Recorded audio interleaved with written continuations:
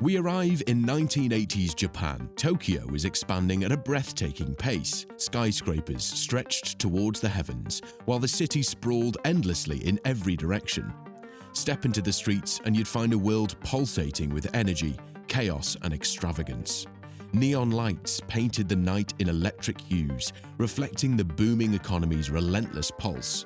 Bars, pubs, and nightclubs overflowed with the ambitious and the affluent, each reveler caught in the whirlwind of Japan's post-war economic miracle. Money wasn't just spent, it was thrown like confetti. Sake poured freely, deals were struck over highballs, and Tokyo became the epicenter of a financial frenzy unlike anything before. In just 2 decades, from 1955 onward, its economy skyrocketed an astonishing 435%, becoming one of the most remarkable economic booms the world had ever seen, known as the Japanese economic miracle. Seemingly out of nowhere, Japan had become the most innovative and productive nation on the planet. It boasted the world's second-largest economy, trailing only the United States. Made in Japan no longer meant cheap trinkets, it had become a mark of cutting-edge technology and superior craftsmanship. Brands like Toyota, Sony, Nissan, and Mitsubishi were new global powerhouses, revolutionizing industries and setting new standards in quality and innovation. At the height of Japan's economic boom, 8 of the world's largest banks were Japanese, holding a staggering $2.3 trillion in assets. Financial gains, like Nomura Securities, had the capital to buy out every major bank on Wall Street. Real estate prices soared to unimaginable levels, so much so that Japan's tiny landmass was valued at 4 times that of the entire United States. The Imperial Palace in Tokyo alone was said to be worth more than the entire state of California. But Japan's dominance wasn't just felt at home, it was a global phenomenon. The world watched in awe as the land of the rising sun seemed unstoppable. And then, just as suddenly as the party began, it came to a crashing halt. On the first day of 1990, doubt crept into the markets. Investors grew nervous and the bubble finally burst. Stock prices tumbled. Over the next 2.5 years, Japan's once mighty stock market lost 63% of its value, and Japan entered an era of uncertainty and decline. Millions lost their savings, jobs vanished, banks and corporations crumbled under the weight of bad debt. The crash was so severe, even decades later, Japan's economy has never fully recovered. What followed became known as the Lost Decades, a period of stagnation that reshaped an entire generation. Birth rates plummeted, young people delayed or abandoned marriage.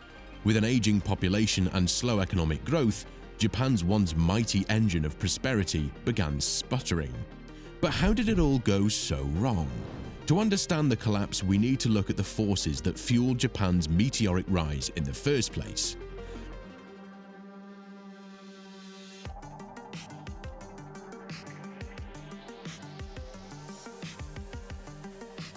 After World War II, Japan was in ruins, cities were leveled, industries were shattered, and the economy was on life support. But with the Cold War intensifying, the United States saw an opportunity. Japan would become a capitalist stronghold in Asia, proving that democracy and free markets could thrive outside the West. With American backing, Japan rebuilt at an astonishing pace.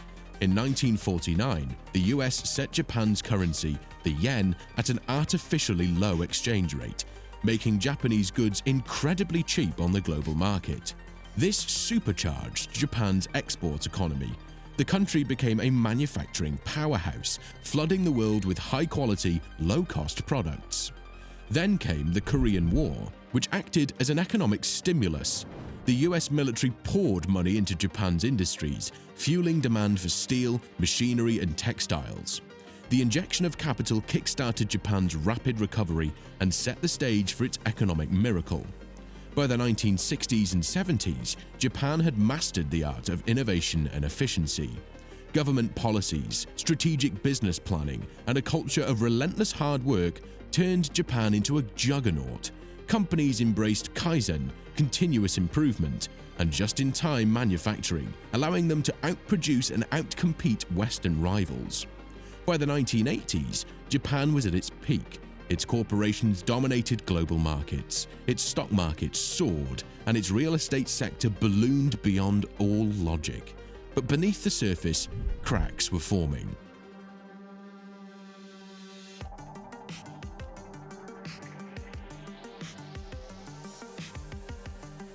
Fueled by speculation and easy credit, Japan's stock and real estate markets became massively overinflated.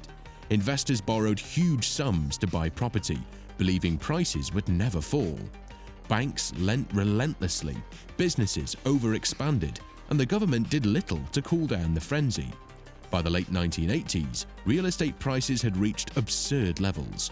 A single square meter of land in Tokyo's Ginza district was worth more than an entire house in New York City. The Nikkei stock index skyrocketed, quadrupling in value in just a few years. It was an unstoppable party. Until it wasn't. When the government finally tightened monetary policies to rein in inflation, the entire system came crashing down. Stock prices collapsed, real estate values plummeted, debt-ridden banks faced insolvency. Japan's booming economy ground to a halt. What followed was the lost decades, years of stagnation, deflation, and slow growth that Japan has struggled to escape even today.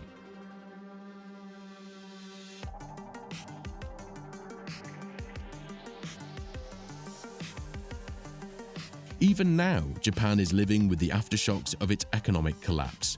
The country still has an aging population, so much so that they recently introduced a breeding visa to encourage foreigners to help with low birth rates. They also have a shrinking workforce and a deeply cautious financial sector, still haunted by the failures of the past.